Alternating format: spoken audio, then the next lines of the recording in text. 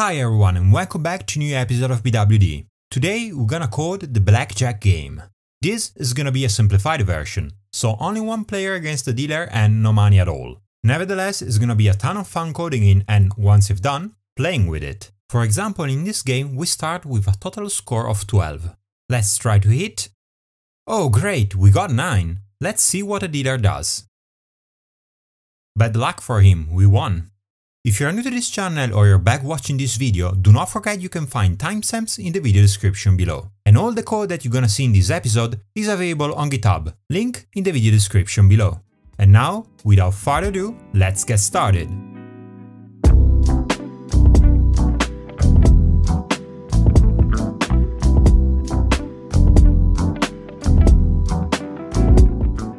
Before jumping straight into coding, let's go to the board and make sure that we fully understand how the program is gonna work. First off, let's start with the game rules. So the player is trying to be the dealer by counting the value of his cards, and the higher the total value, the better. That's why he or she can ask for additional cards. But the player has to be careful. Anytime the total value is higher than 21, then the game is over. Pretty simple, right? Now, the most important rules that we have to remember are: first, all cards are counted with their face value, except for the Joker, the Queen and the King. They all count 10 each. Next, the player is given 2 cards at the start, and he or she can either hit, so ask for another card, or simply stand. When that happens, then it's the dealer's turn. Exactly like the player, the dealer is drawn 2 cards at the start of the game. However, one is always gonna be face down. However, the dealer has a different role in the game. That's why the only available action is gonna be hit, and the dealer is gonna be forced to call hit as long as the total value of his cards is lower than 17. And finally, let's keep our game simple. The dealer always gonna win whenever the total value of both players' card is identical. Okay, and now let's see how the algorithm is gonna work. At step 0, the player and the dealer are gonna be given 2 cards each. Next, we're gonna count the cards to check if the game is over or not. If we are still playing, at the next step we're gonna display the cards and the total score. Next, we're gonna ask for the user move and then take action. And finally, when the game is over, we're gonna display the winner. Okay, and now let's see a toy example. So we're gonna give the cards to each player, and of course at this step the game is still on, so we immediately gonna display the cards and the total scores. Next, we're gonna ask to the user for his move, and let's say he's gonna go with hit. And in this case a 9 pops out, so we're gonna go from 12 to 21. Then it's gonna be the dealer's turn, and when that is over, we're gonna display the winner. Alright, hopefully we're on the same page, and now it's time for coding this. Let's start from step number 0. As we've done many times now, we're gonna use the dictionary as data structure to model the cards. Specifically, we can see a card has a dictionary with 2 keys, the number and the suit. And to generate these keys randomly, we're gonna import a random module. Specifically for the numbers, we're gonna use the roundin function, and we're gonna specify the lowest and the maximum available number. But what about the suit? Well, let's open a Python interactive shell in the window below so I can show you something new. To get the suit values, we can use the char function, and what we gotta do is just to pass an integer as an input. So for example, if we wanna have heart, then we have just to specify 9829. And here we go. But this doesn't stop here. We can get also all the others. So now you may wonder, but what does this char function exactly do? Well, if we have a look at the documentation, we're gonna discover that it is basically a lookup function between a number and a sign or a character. And the lookup relationship is defined by the Unicode standard. And it's out of the scope of this video to go into details of what Unicode is, but to keep it simple, let's just think about Unicode as a lookup table. If we give a number, then we're gonna get a character out of it. So for example, if we type in 1000, then we get a sort of weird 8 out of it. If we go with 10,000 instead, we're gonna get a small pencil. So in our case, we're gonna just use the char function to get the suits out of it. As we've seen quite a few times now, if a variable doesn't change the value throughout the whole program, then it's a constant. And that is exactly our case here. That's why the variable names are all gonna be uppercase. So finally, to generate a random suit, we're gonna use the choice function, which let us pick a random element from a list. Great, and now let's give it a try in the window below. Alright, we got exactly what we wanted. But of course, one card is not enough. So if we go back to our code, we can define the player variable as an empty list and then use a for cycle to generate 2 random cards.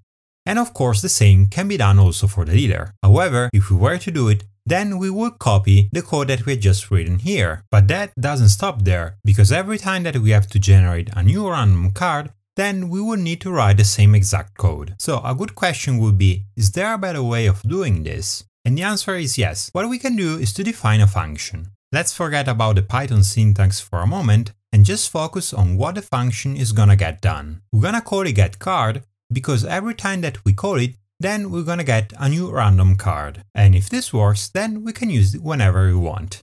For example, at the start of the game, the player and the dealer are given 2 cards each. So what we can do is to define the player variable using a list comprehension. And within it, we can call the getCard function. And in the exact same way, we're gonna do it for the dealer. As you can see, the amount of code needed to get this done reduces to a one-liner. Okay, and now let's give it a try. Okay, I've just run the program in an interactive way. Let's check out now the content of the player and the dealer variables. Okay, great. For the player we got 8 and 13, and for the dealer 4 and 6.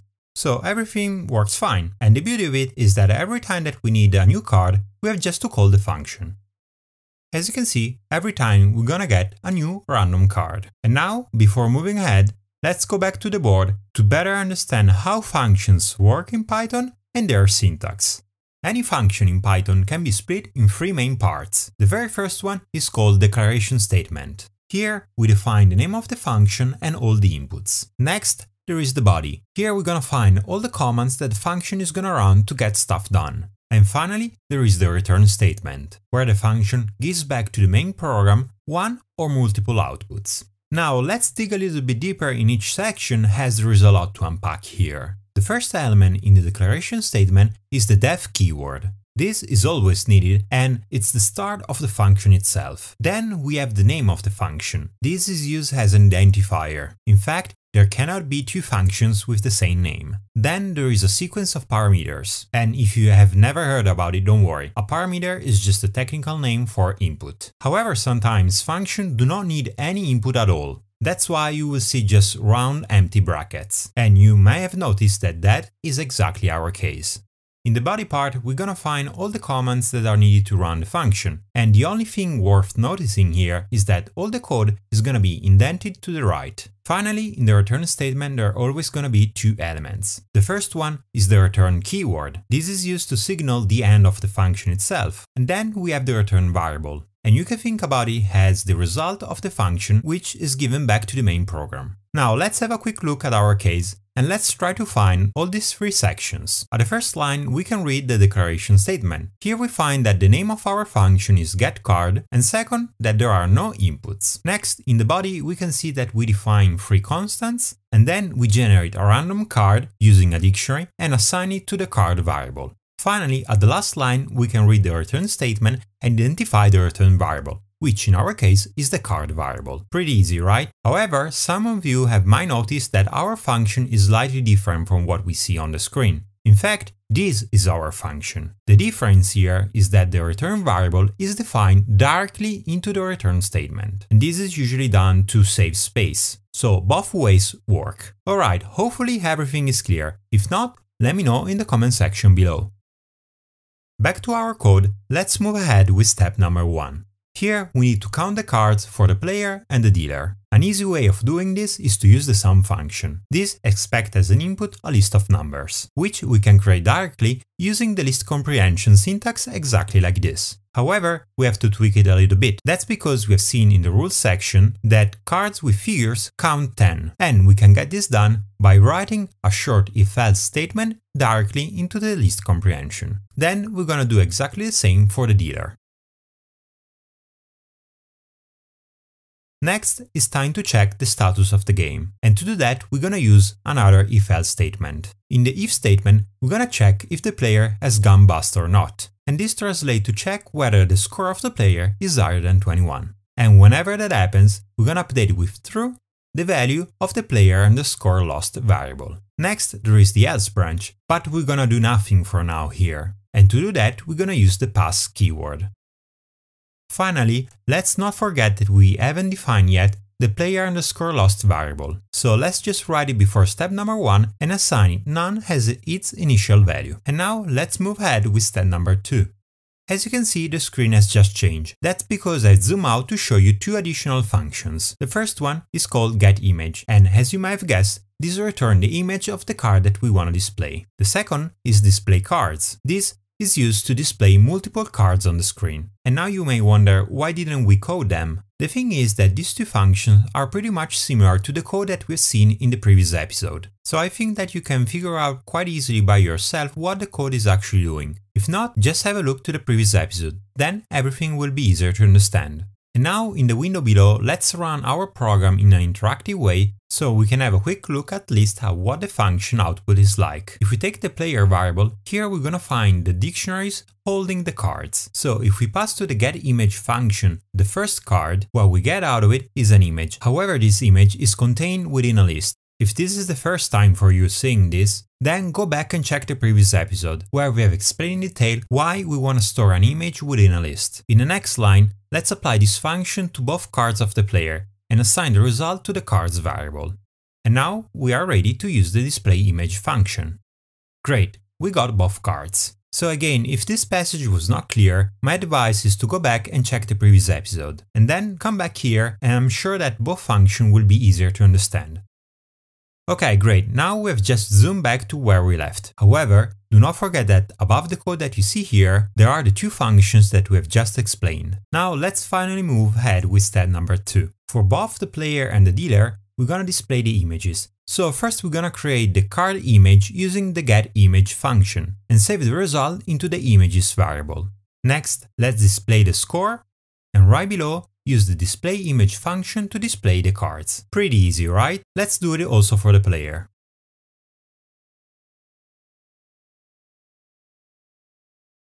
And now let's check it out if it works.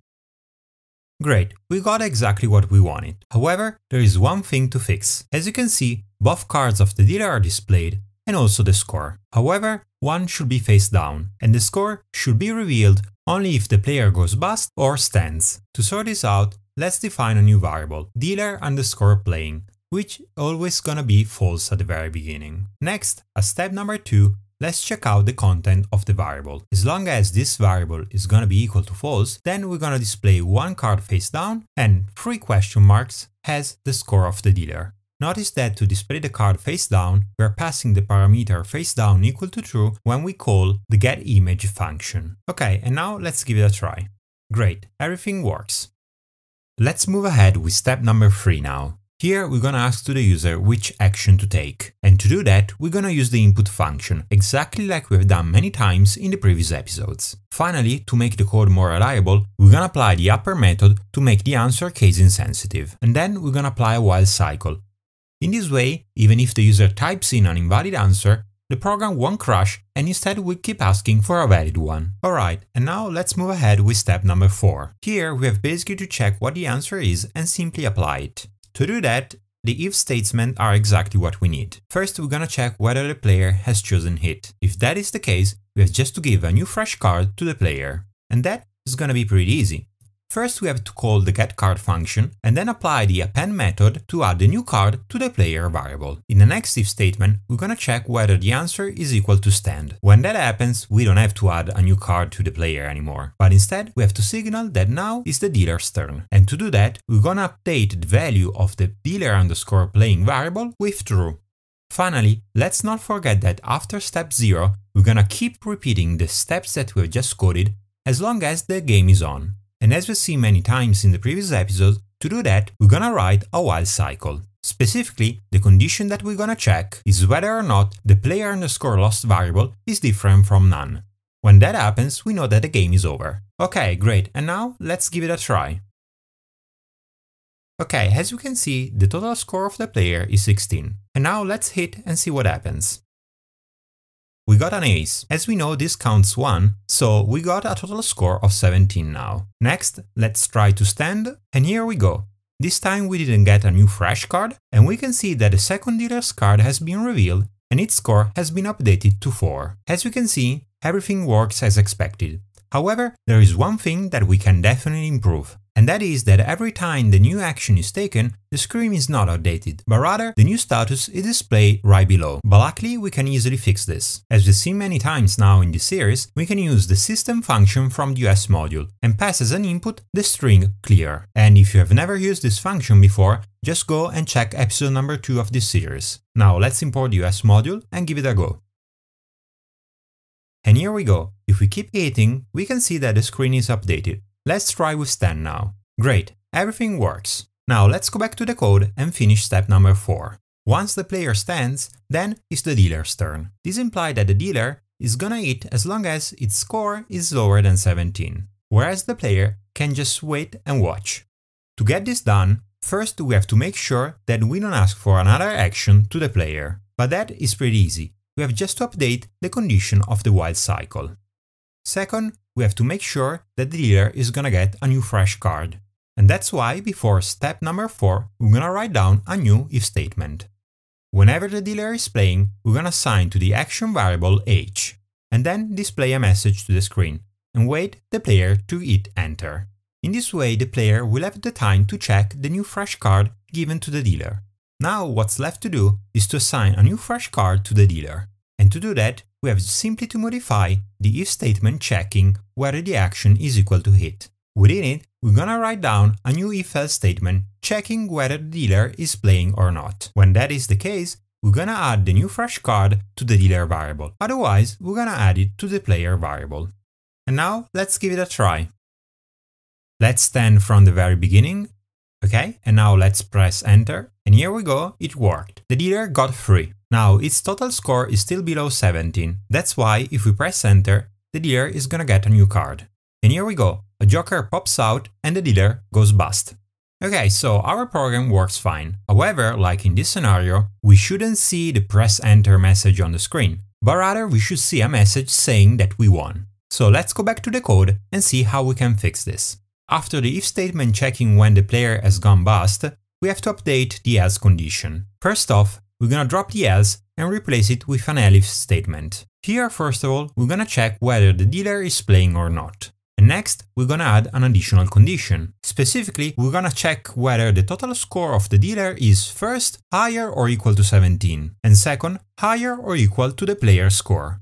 And when that happens, it means that the game is over, so we're gonna check who the winner is. So first of all, we're gonna check if the dealer has gone bust. And if that is the case, we're gonna update the value of the player_lost variable with false.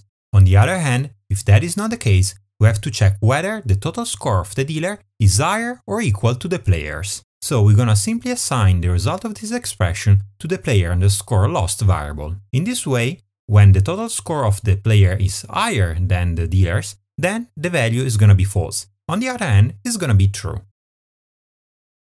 Okay, let's give it a try and stand. So here we go, the total score of the dealer is higher than the player. So we have lost. Let's try to test the other scenario also, when the players win. Let's hit. Okay, not the high score, but let's stand and see how it goes. Okay, 16 for the dealer, so already pretty close. Let's see what happens.